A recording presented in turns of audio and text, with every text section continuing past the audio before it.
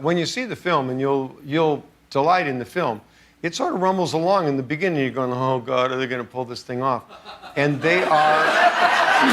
No, believe me.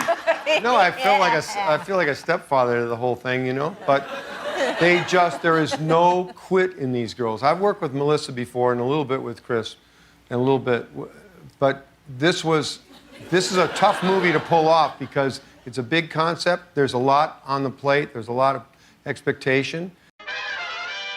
Well guys, after a very long and complicated and controversy-filled lead up to this new Ghostbusters reboot, we finally now have it. It's finally been out, I finally saw it, and putting aside all of the issues with Sony and all the whole misogyny thing and the online reaction and all that, I did a whole separate video on that. Putting all of that to the side, because that really is a separate issue, and just focusing on the movie itself, is Ghostbusters this remake any good?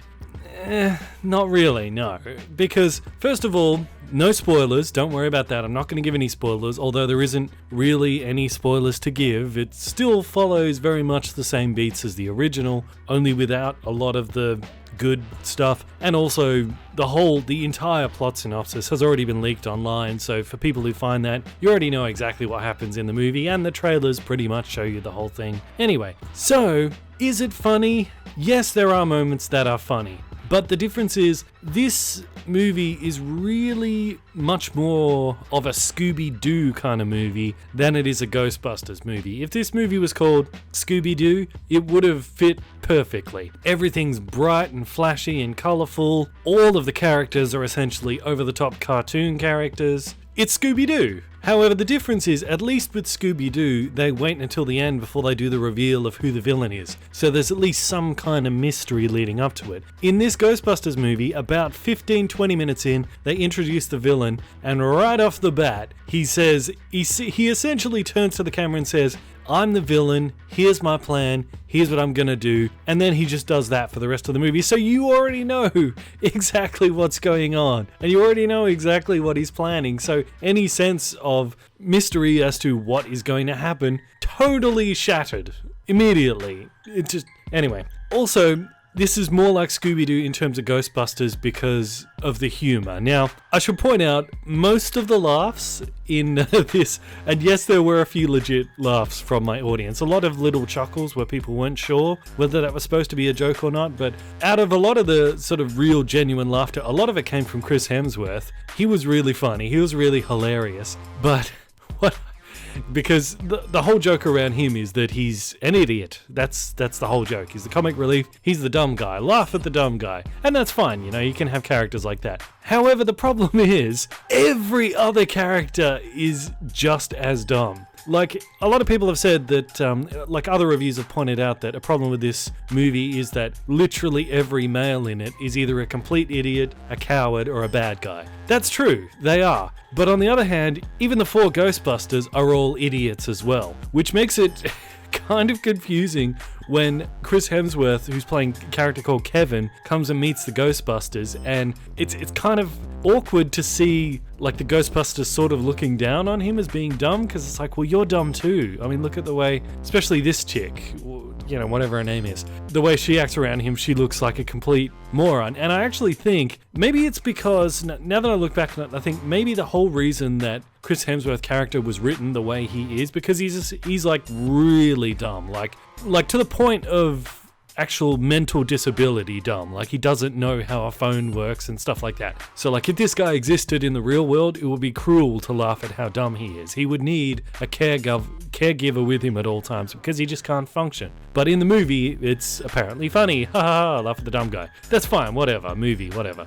But I think the reason that he was written the way he was is kind of like an ugly bridesmaid syndrome, because all of the 4 other Ghostbusters are totally unconvincing as any kind of scientist. You don't believe for a second that any one of these women could do anything even remotely scientific.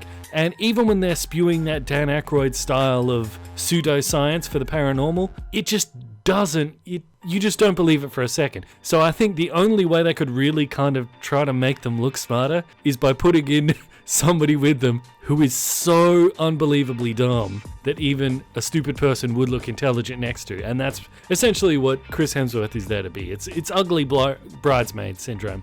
And it's not helped at all either by the fact that throughout the entire movie, the fact of ha ha dummy dumb, laugh at the dum dum, that's the one joke in the movie. Like every joke throughout the whole movie is ha ha, laugh at dum dum. No matter who it is, whether like Chris Hemsworth, oh he's dumb, you know, isn't that funny, he's dumb. And then Melissa McCarthy does something stupid and you're like, ha ha, laugh at the dum dum. And then the guy comes to drop off the Chinese food and he's dumb and it's funny because dumb, right? And then they go meet the mayor and he's dumb as well. And he's dumb. Do you get it? Do you get it? He's dumb. That's funny because he's dumb. You can't do that with every character. You can't do that with every joke. It just really wore me down. About halfway through, I was like, oh.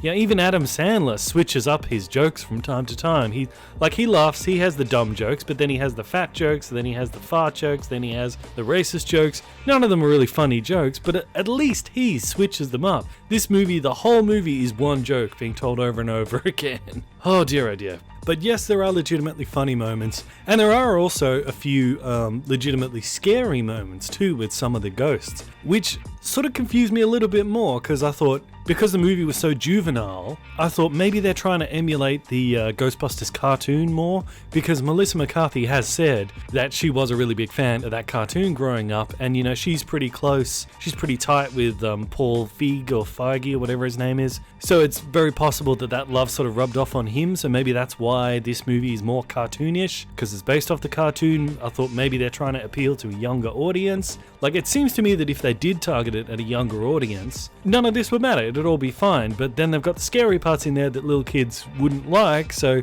I don't know what they were trying to do. Maybe they don't even know what they were trying to do. But it's true what you hear in other reviews, it's not all bad, it's just not all good. So I would say that, like, if you're sort of new to Ghostbusters and maybe people who've never seen any of the previous movies will enjoy it just fine. They'll think it's fantastic. They won't have any issues with it. If you're a fan of the original movies though, and especially of that dry, sarcastic, intelligent kind of humor, there's none of that in this new reboot. So you probably won't get anything out of it. Everything was fine with our system until the power grid was shut off by Dickless here. They caused an explosion. Is this true? Yes, it's true. This man has no dick. So, will it pull in enough of like a female audience that it will warrant a sequel? I don't know. There is an end credit scene where they do put in a teaser for the next movie, if there is one. If there is, I probably won't bother to see it or review it. I don't think it'd really be worth my time. But I don't know, we'll have to wait and see how it goes and whether the numbers on Rotten Tomatoes shift as more audience rating starts to come in and reviews from more regular people come in rather than those hand-picked critics that Sony chose for like the first few screenings. So yeah, it's a mixed bag, some good things, some bad things. If you want like a full spoiler discussion of it, you can listen to the upcoming Movie Mania podcast coming out on this Sunday, Monday roundabout time. We'll be covering all things Ghostbusters 2016 then. So, I am Bandit, this is Bandit Incorporated, and until next time, I will see you guys in the comments. That, however, is not something that we can say for Sony's Ghostbusters remake, because they have been total pricks. And not just to critics, because critics haven't seen the movie yet, so they haven't been able to review it. But they've been pricks to all of us. Yes, you watching this right now. Sony has gone after you personally. Let me explain.